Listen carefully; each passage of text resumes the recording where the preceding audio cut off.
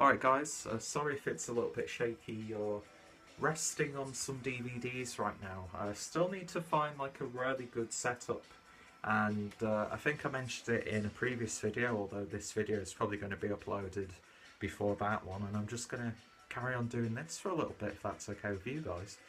But this area here, I'm thinking, because I brought over all my bottle caps and all my bottle beer labels from Germany with me.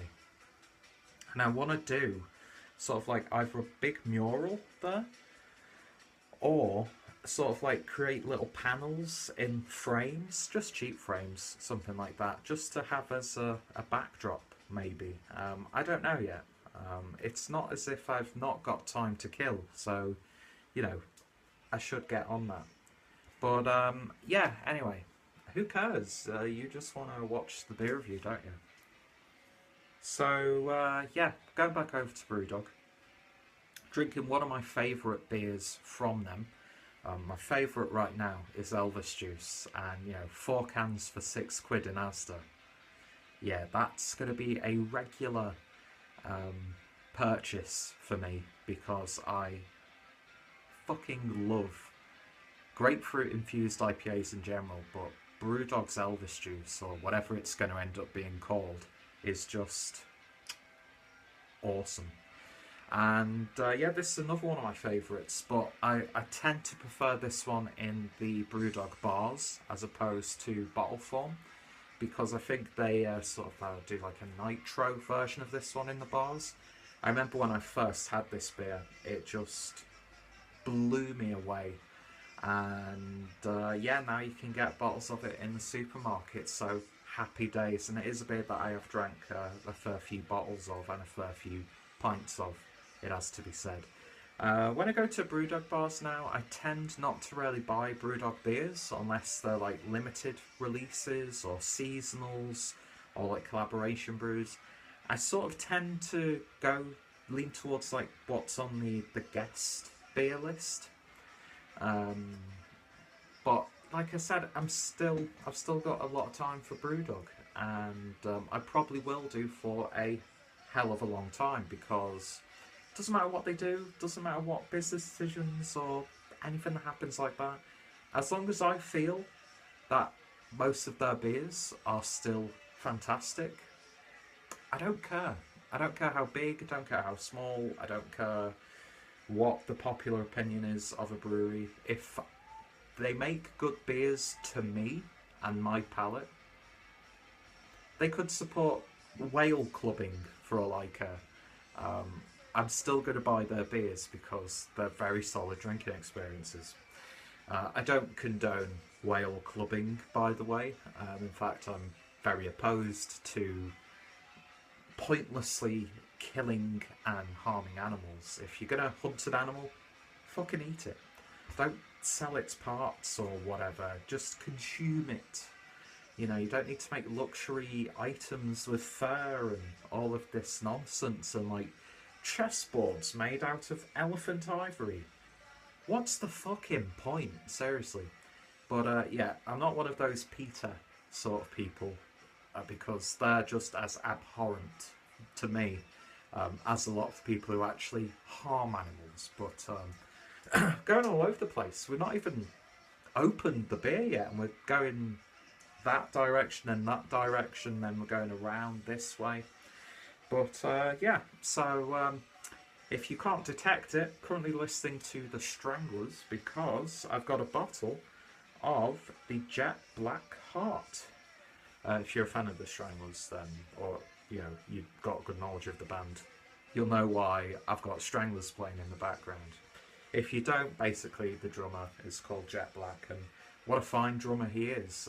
In fact, Stranglers, one of the most, for me, musically talented bands to come out of that like pub rock, punk rock sort of scene.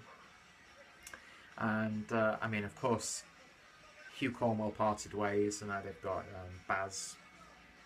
And I like some of the newer Stranglers stuff, and I'd love to see Stranglers in concert. But yeah, Hugh Cornwell era Stranglers towards the mid part, I'd say, where they start getting into this like weird poppy sort of vibe, where Dave Greenfield's keyboards start to really shine through. Yeah, Strangler's just a consistently good band, no matter what the lineup.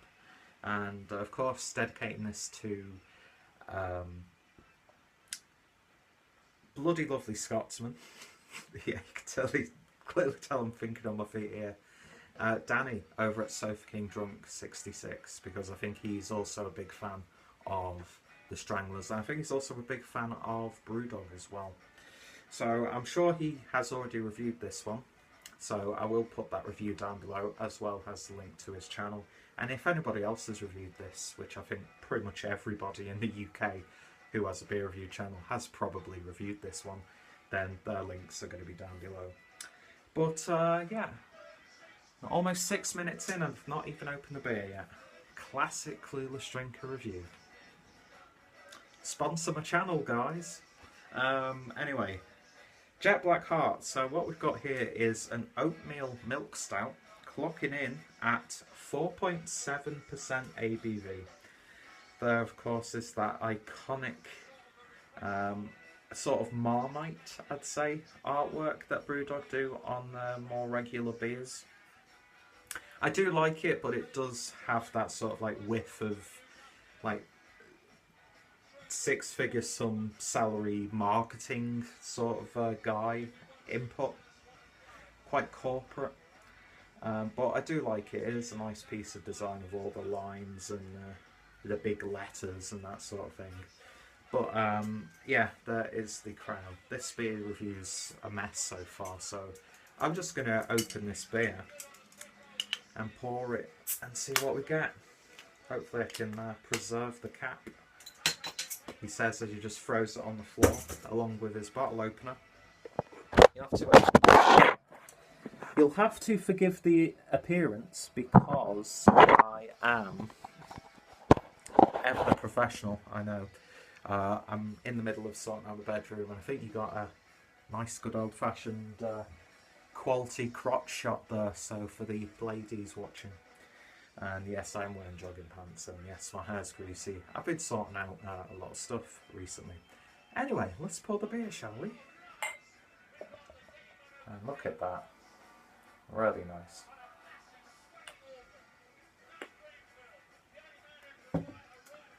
Lovely carbonation going off there.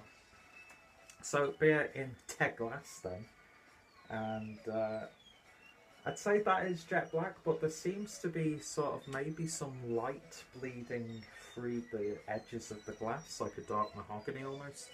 But it is a dark, rich and intensive looking beer. Beer pulled with about 1 finger's worth of a tan coloured head. Looks like a nice dark coffee, doesn't it? Anyway, let's give it a sniff, shall we? Oh yeah, you get that sort of like, it reminds me of cereal, that combination of the oats and the, because I'm guessing they've used lactose in this one. But yeah, it's got that sort of like breakfast porridge, almost like warmed up Weetabix sort of flavour to it. Really quite a robust beer, even at 4.7%. Get lovely dark, what are those biscuits called? I've been out of the UK for so long that I've forgotten what these biscuits are, but they're like the ginger biscuits. Yeah, very biscuity. Sort of like malt biscuits with the cream inside. Lovely gentle coffee aromas in there as well. And then there's like a very slight like dark berry note in the background. But it's all about that lovely warming autumnal like warm breakfast, if that makes any sense. Anyway, it smells absolutely wonderful. Let's give it a taste. Cheers.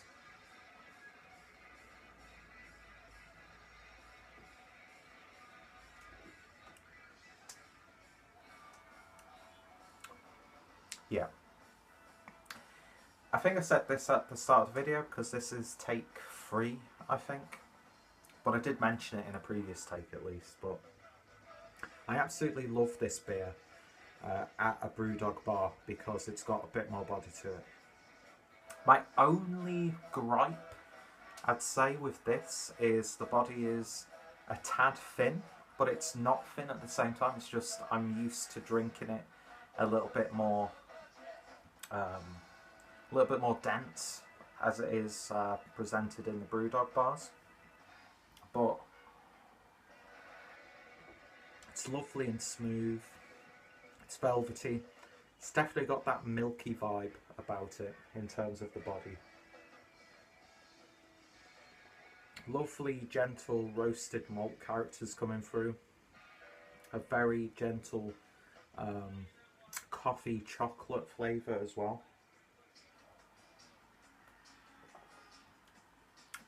Get loads of that porridge sort of flavour. Almost like a muesli as well. And although there's no alcohol warmth because it's not even a 5% beer, it's really warming and comforting, if that makes sense. You know, we're coming into autumn. It's storming a little bit, which I think we're getting sort of like the tail end of the unfortunate weather that America is experiencing now. I think we're getting like just the tiny little bits that come with it here in the UK because it's been really quite stormy actually. So, you know, you're inside, it's cold outside, it's getting darker a little bit earlier. You want to have a couple of beers that aren't going to get you too buzzed, but they're going to see you through the night. This is one of those beers. And although I much prefer the version you get in BrewDog bars, this is still a beer that I will pick up again. If you're getting into craft beer and you love your Guinness, this is a great transitional beer that will probably stay with you even when you get to the more like craftier, more intense and bold milk stouts. It appeals to the newer drinkers as much as it appeals to people who are seasoned at drinking. You want to try? Are you okay with being on YouTube? Not really. That's not too bad, but you know. It's nice, isn't it? It's quite nice, yeah.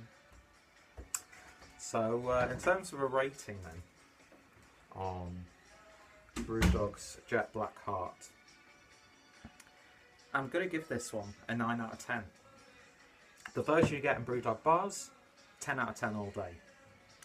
But yeah, that's an absolutely lovely, light, drinkable, yet robust and flavoursome milk stout.